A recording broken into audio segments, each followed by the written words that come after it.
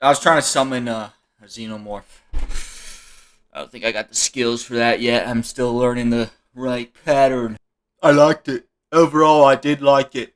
Now, no Harley. Harley. His other work I've seen is just Fargo, so that's what I'm really comparing it to in terms of quality. And I think like Fargo, I probably like more, but I think this is a really good television adaptation of the Alien franchise, and it has the same stuff that I love about Fargo that I love about this project. One, it's got style. I mean, one thing you can't deny about Alien Earth is it has a lot of style, a lot of overlays and the transitions, and the way the show opens every time with recaps coming in like flashes and just the music when it hits. Like, I just love the opening Alien Earth.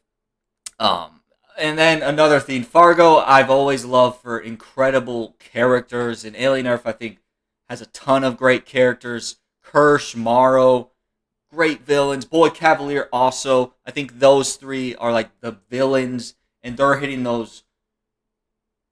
Maybe I'll put them in. I'd at least put Boy Cavalier. Actually, I'd throw Morrow in. I think they're all actually Fargo tier villains, and Fargo has produced some of the best villains in recent years, especially Boy Cavalier. Another thing, comparing it to Fargo, Fargo has. I remember the season 3 villain. They really focused on the teeth. With Boy Cavalier, they really focus on this motherfucker's feet.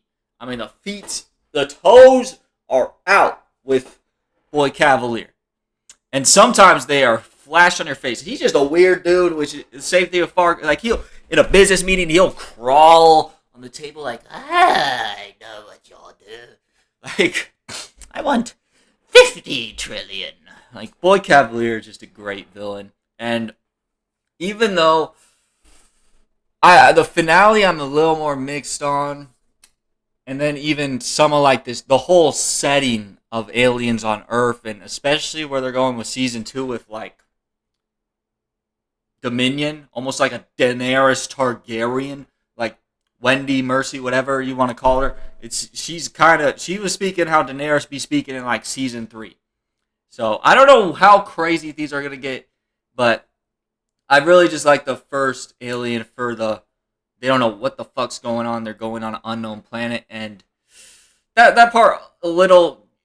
Sometimes it's just hard for me to think about it like that when I'm watching Alien Earth and all this xenomorph shit's going on. So many people are seen and getting killed and slaughtered by it, and then like where it's probably gonna end up going, or like the fact that it even crashed into a whole city. It is a little hard for me to wrap my head around, and I don't really like it, but it's worth it for the overall product, I think.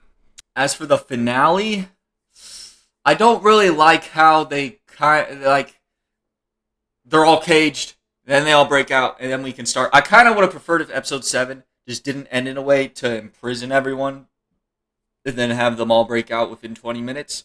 I would have actually preferred if maybe there was only 7 episodes and 8 kind of led into 7, and then also I think they're making Marcy Wendy way too OP. I mean, she got this xenomorph call. She can call on a xenomorph. But now they're giving her the power to freeze other robots and have complete control over facilities. It's kind of too much for me. I'm gonna need them to like EMP her ass, maybe make that. I need her nerfed. We need a patch her, okay? Can we get a patch in on her? As a character, I think she's great. And even then, I thought that idea, like them all being kids would annoy me, but through like at some point. But generally throughout the whole series, I didn't have a problem with it. The actual alien. I think that it's hard to say steals the show because the xenomorph is great here. But that eyeball alien, I don't know the official name of it. That dude, they created a banger alien with that one. The way, like that thing's got Boy Cavalier fascinating. I'm kind of thinking, yeah, dude, get a human in there. Let's see what it does. I mean, you see in episode 5, it kind of just but let it learn, man. Let it be a human. So I'm excited to see what it does because obviously that's season 1. It goes in lad that slightly had clapped. We're gonna see if he learns how to speak. I need to see Boy Cavalier talk to that alien at least once. Yeah. The eyeball alien, I think, is a standout, though. It is, I would actually say it's about as good as a xenomorph. It's that weird and like interesting. It's interesting because you really don't know what to expect from it because the xenomorph you've seen so many movies. But this eyeball dude, you're like, yo, this man's the thinker. I don't trust him. Even if it's in a sheep.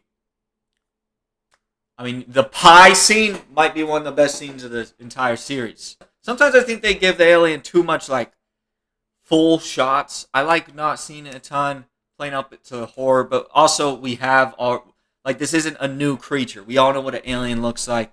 So, I guess I understand a little bit, but I'll just always love, I think, the first one the most, because I watched that movie about a year ago at this point, and that shit is so fucking good. It's a 10. It's such a good movie.